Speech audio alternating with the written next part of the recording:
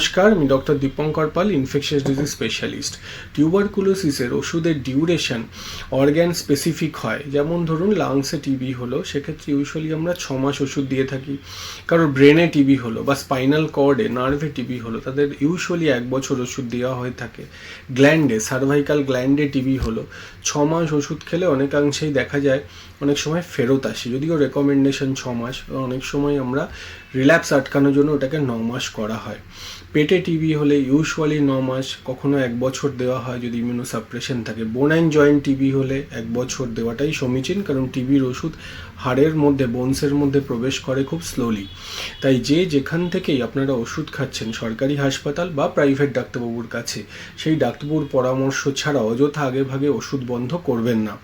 কারণ হচ্ছে সারা পৃথিবী জুড়ে এই আগে ওষুধ বন্ধ করে দেওয়ার ফলেই ড্রাগ রেজিস্ট্যান্ট বা এমডিআর টিউবারকুলোসিস বা পরবর্তীকালে এক্সডিআর টিউবারকুলোসিসের প্রকোপ কিন্তু বেড়ে চলে, যদি আমরা অযথা আগে ওষুধ বন্ধ করে দিই।